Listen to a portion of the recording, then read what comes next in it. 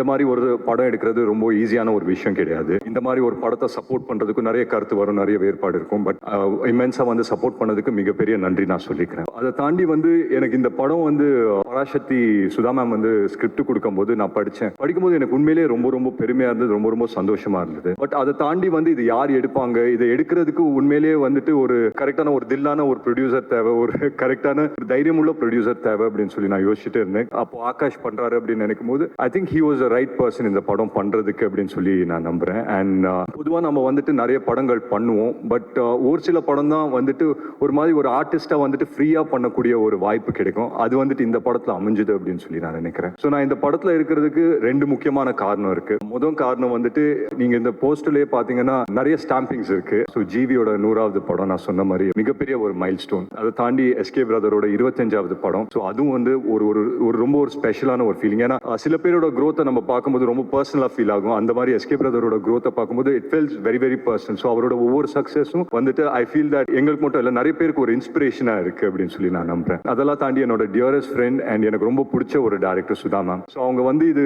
சொல்லும் போது நான் கேட்டேன், இந்த கேரக்டர் எப்படி பண்ணலாம், இந்த மாதிரி பிளே பண்ணிட்டா அந்த மாதிரி பிளே பண்ணிட்டா அப்படின்னு சொல்லி கேட்கும்போது, நீ எதையும் பண்ணாத, உனக்கு எப்படி தோணுதோ உன்னோட நேச்சுரல் செல்ஃப் முன்னால எப்படி பண்ண முடியுதோ பண்ணு அப்படின்னு சொல்லி சொன்னாங்க. ஸோ அதுக்கு நான் மிகப்பெரிய நன்றி நான் உங்ககிட்ட தான் சொல்லுவேன்.